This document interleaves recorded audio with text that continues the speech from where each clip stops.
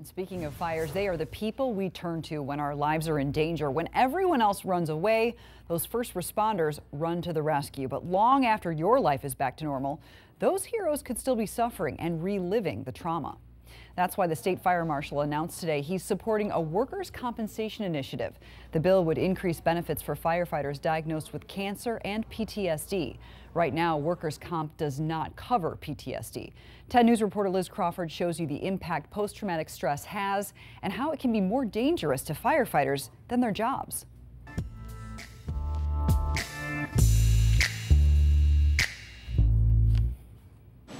Being a firefighter, especially with the city of Tampa, it was a part of who he was. Stevie was the guy that everyone looked forward to working with. After nearly 30 years as a firefighter, Megan says her brother Stephen Ledoux started to suffer from traumatic flashbacks. One in particular that really was haunting him was a 6-month-old baby was beaten by his father, and my brother was working that baby to the hospital and it died in his arms. Stephen fell into a dark place, and his captain encouraged him to seek professional help.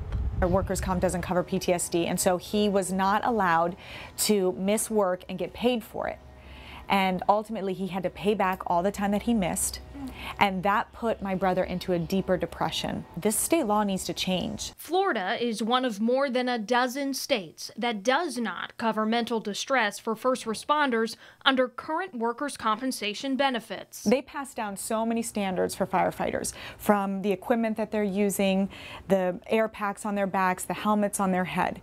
If we don't protect what's under their head mentally, how can they protect us? This past July, the Yellow Ribbon Report was published, detailing the state of mental wellness in fire departments across the country. Firefighters are 3 times more likely to die by suicide than in the line of duty. To have such an admirable career and then be so overwhelmed by all those experiences to the point where you take your own life at the young age of your 50s is so traumatic. It's a trauma to me. That is tragic and traumatic. The report calls for a cultural shift in firehouses across the country. In the fire service, we were always taught if this wasn't what you expected, or if this is something you can't handle, this isn't a job for you. And firefighters across America are committing suicide, and not because they weren't tough enough. Meanwhile, 2 bills have been filed in the Florida legislature. If passed, first responders would be entitled to workers' comp benefits for mental stress injuries. And I'm fighting for all the firefighters across the state of Florida that they just get the treatment that they deserve. Megan's family started a petition on change.org in support of this bill, and in a short amount of time they already have more than 11,000 supporters.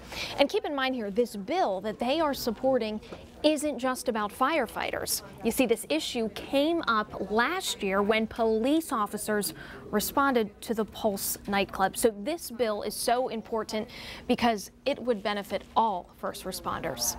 Liz Crawford, 10 News. And the Senate bill passed the first committee on Tuesday. Megan, her family, and some Tampa firefighters made the trip all the way to Tallahassee to be there.